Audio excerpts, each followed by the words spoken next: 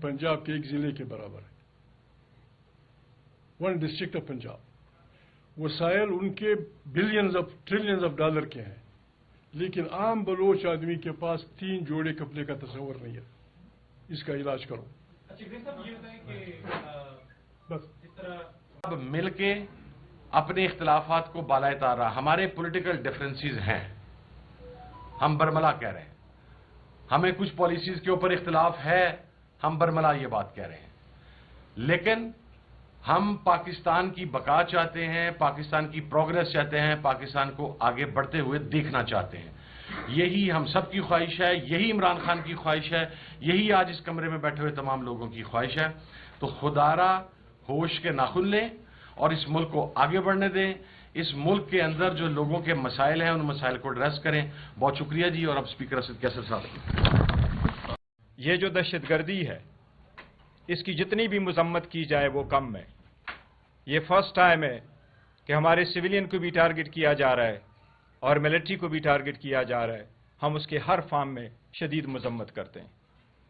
पाकिस्तान तहरीक इंसाफ जो इस वक्त सबसे बड़ी पॉलिटिकल पार्टी है, हमारी जितनी भी डिफरेंसेस हो, लेकिन ये मुल्क का काज है, ये कौम का काज है, ये एक इंसानियत का काज है, ये पाकिस्तान की बका का सवाल है।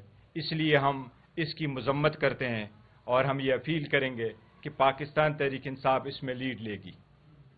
हम चाहते हैं कि इसके लिए सब मुतहद हो, अपने हर नज़रिए से बालातर हो कि मुतहद हो। इसके लिए कोऑर्डिनेटेड एफर्ट्स हो, इसके लिए कोऑर्डिनेटेड कोशिश हो ताकि दहशतगर्दी का मुकाबला किया जा सके। हमें बड़ा दुख और अफसोस के साथ ये कहना पड़ता है कि कल भी वज़ीर आज़म ने वो सिविलियंस हो, उनका ताल्लुक किसी भी सूबे से हो, वो सिक्योरिटी फोर्सेस के जवान हो, हम उनके लवाहिकीन के साथ इजहार ताज़ियत करते हैं। लेकिन इसकी एक जामा इनक्वायरी होनी चाहिए, इसकी हमारी डिमांड ये है। और अफसोस के साथ ये मैं आखिरी बात कर रहा हूं कि परसों जिस वक्त डिफेंस मिनिस्टर जब गुफ्तगू की इब्तिदा हुई, हम आज यहां पर तमाम लोग बैठ के बात कर रहे हैं कि अगर हमारे कोई इतराज़ात हैं भी तो हम पब्लिकली वो करने के लिए तैयार नहीं हैं। लेकिन पाकिस्तान का defence minister floor of the house खड़ा होता है तो सवाए मुगल्लिज़ात बकने के, सवाए पिन पॉइंट करके हिट करने के, उसने एक सिंगल लफ्ज जाफर एक्सप्रेस के बारे में अदा नहीं किया। एक सिंगल लफ्ज वहां पर जो कुछ हुआ उसके बारे में नहीं किया।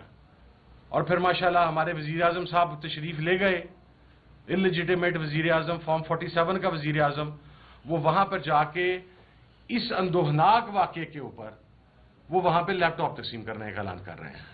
यानी ये आपका विजन है, ये आपका लेवल ऑफ सिंसियरिटी है कि लोग एक कर्ब में मुब्तला हैं, तकलीफ में मुब्तला हैं और आप किस चीज की बात कर रहे हैं। तो हम इंशाल्लाह सब मिल के अपने इख्तलाफात को बालाए तार रहा। हमारे पॉलिटिकल डिफरेंसेस हैं,